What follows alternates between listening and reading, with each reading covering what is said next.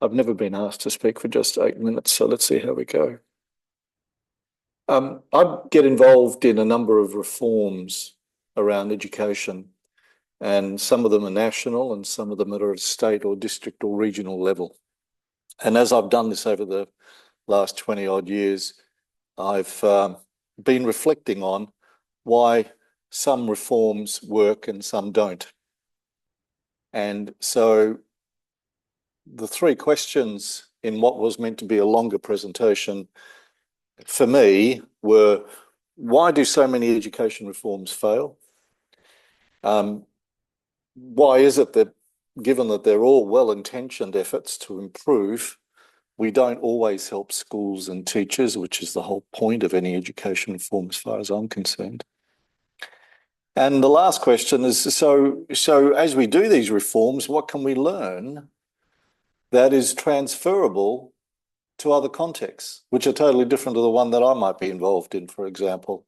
I want to give you three examples of contexts here. I'm from Australia, but I've worked in the UAE and I've worked internationally for the last few years, for 3 years in Vanuatu and currently in the Pacific and Papua New Guinea area. But I want to give these three case studies. One's in Western Australia, which is the largest state in Australia. The other is a national initiative, Australian. And the third one is a national initiative in Vanuatu.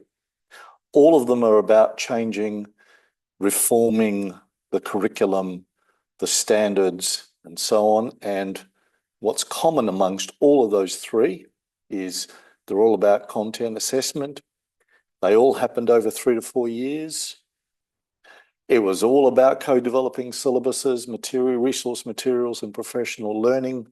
There was implications for further development. There was digital and online representation of materials, and there was a lot of collaboration with stakeholders. So I want to give these three examples very quickly, and then talk about the lessons I've learned and how I would apply them to further reform. But the first one, WA, I had to develop. So can I just take a step back? In all these works, these case studies, I was either leading the reform, coordinating it, either as a consultant or internally as part of the government. In this case, it was a government initiative. We had to develop 52 new senior secondary syllabuses for years 11 and 12. And the reason we had to do this is because the pathways that we had out of school into universities were limited mainly to academic and didn't provide enough pathways for vocational education training. And there was a lot of unhappiness as a context, there was a lot of unhappiness from schools and teachers about the work that had taken place. So I came into this in a very hostile, very political environment where the minister had just been sacked, and we had to do this over the next 3 years. The methodologies we used included things like these. They're up on the screen. A lot of consultation, a lot of, committees, subject associations, universities. I had to consult with everybody. The government wanted to make sure that all teachers supported this work. They had been bitten before with reform, where the teachers in all our schools, and there was a few hundred of them, had not agreed to the reform, and there were problems afterwards. So the critical bit that the government introduced was on the right hand of your screen, external review and validation. We had what we call teacher juries. So these were randomly selected teachers from around the state brought together for each of the subject areas to review the work that I was doing with my team in reforming the curriculum, the 52 syllabuses, and also the examinations. That was in WA. The outcome, by the way, of all that was in 3 years, we had 52 syllabuses, we had new exams, and we had professional learning programs. I want to talk about the challenges in terms of what happened after that, but I want to go to the second case study. The second case study was Australia, so national, first time ever that the governments were a federation. So state and territories, there's 8 of them, are responsible for education. This is the first time that a federal government, federally, along with the state governments, agreed to have a national curriculum. Australia had never had one before. Surprisingly, with only 25 million people, we had 8 different curriculums. So we had a national declaration, which was agreed to nationally on the goals for schooling. And it was agreed that we would develop a curriculum for K or F to 10, year 10, and it would be a digital curriculum. The methodology, oh, by the way, you can see in the picture there that there were 3 dimensions to this new curriculum we were developing. Apart from the traditional learning areas, maths, science, humanities, languages, there was also 7 general capabilities that we developed. And these capabilities are very similar to, pardon me, the 21st century competencies and skills, or some transferable skills. You would know them as maybe that, cross-curriculum skills. We had 7 of them, including things like ethical understanding, critical and creative thinking, and so on. And we also had 3 cross-curriculum priorities, which were sustainability, Asia, and Aboriginal and Torres Strait Islander histories and cultures. Now, the idea was to build a curriculum that integrated all those things, not separately, but integrated in a digital form where teachers could go in and say, a maths teacher could go in and say, I want to see the mathematics content with critical and creative thinking exemplification, and maybe with exemplification around sustainability. A very complex kind of model, but we went through a methodology as per those 10 points there. I'm not going to go through each of them. The outcome of that, we had in 4 years an F to 10 national curriculum in English, math, science, humanities, and then extended out into other areas in subsequent years. Challenges there as well, but nonetheless, a lot of consultation. Remember, 8 states and territories didn't want to give up. They each had responsibility for education. They didn't want to give up their own education, their work and their thing. So it was a bit of a challenge in consulting and engaging these people, but we did in the end. The challenge for this particular strategy, because it's a federalist system, was that our authority that I worked in, which was a statutory authority, federally, nationally, had no responsibility for implementation. We developed everything in consultation with everybody, but the implementation was state and territory responsibility, which is a problem in itself, or a challenge for us. Vanuatu, I was asked to develop for the country of Vanuatu. Remember, the country has multiple islands, remote areas, rural areas, limited internet and broadband access, low engagement, low retention of kids, low quality teaching overall, generally, in these government schools. There were lots of challenges. They had developed a primary curriculum, and I was brought in to coordinate the development of a years 7 to 9 digital curriculum. And these were the elements, syllabuses, teacher guides, and professional learning programs. The methodology, as with Australia, I didn't mention, and the other places, we typically do benchmarking and mapping, a lot of consultation, and then try to build the local capacity. What happened after 3 years? Well, we had 7, 8, and 9 curriculum, resources, and professional learning programs available for implementation.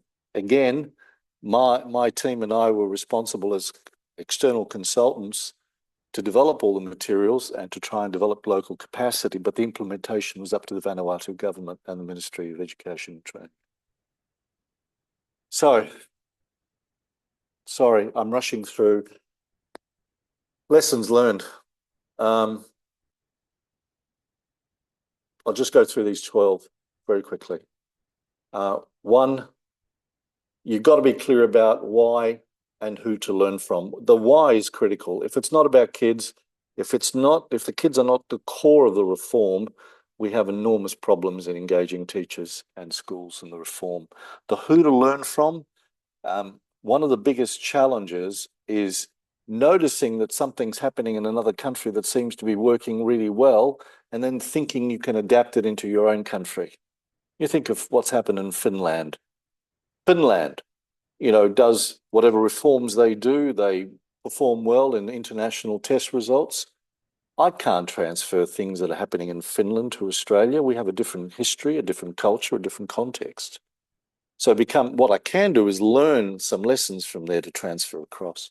Number two, consult and engage. Consultation, I've got to say, without engaging and consulting with the constituents, which are your teachers, your school leaders, your academics, your community and parents, you're not going to, if you haven't brought them along, you're not going to get anywhere. These all kind of make sense, but in the moment, sometimes we lose the plot and we forget about these things. Building local capacity, particularly in places like Vanuatu, wherever you're doing, you want to sustain a reform, you can't just reform and step away and say, off it goes. You need to be able to have the people and systems in place to be able to carry that on, to monitor, evaluate, and improve in an ongoing way. You can't create a curriculum, number four, and resources that are not developed in conjunction with the local people, that don't respect local traditions, customs, and values, that don't integrate that into the curriculum and the assessment and the resources. You can't do it just by having only a curriculum which is benchmarked internationally and is of a high quality and standards. You have to also integrate, have the flexibility to integrate the local as well. And the mapping and benchmarking is critical in order to be able to construct something. It's always been the brief, construct something that is comparatively of quality internationally with international standards. All these places, no matter where you go, everybody has high aspirations. And it's always about translating those aspirations into practice. Implementation is always, that's where it always gets knocked on the head. Where you have poor implementation, I can give you lots of examples of that. You develop some terrific materials, and yet the implementation is not managed realistically, reasonably. It's not staged well. People aren't brought along well, and it falls flat on its face. Accountability. It seems to me very quickly that people think that's a dirty word. As far as I'm concerned, schools have to have both internal and external reviews and reflections and be held accountable. Teachers and leaders need to be held accountable for improvements and where the challenges and improvements they need to make. All leadership at all levels, number 8, need to be developed, not just school leaders, but middle managers and also system leaders. The focus for any reform has to be people, not just structures. If it's only structures, you don't get people along, forget about it. A systems approach, number 10, means, for me, very simply, if you don't have high-level aspirational frameworks that have been agreed to, either at a state, regional, or national level, about the directions and goals of schooling and of education and where we're heading, then the glue that is going to bind all these other things together is going to be missing, because that will give you the direction for developing curriculum assessment, reporting, and resources. Number 11, you've got to have a monitoring framework in place. We fall down, we develop, we implement, and then we're just kind of in 5 years, it's dead in the water. It hasn't worked. And by the way, a lot of the 3 case studies I've given you, terrific, but I can talk to you later about what 3 to 4 years down the track has meant.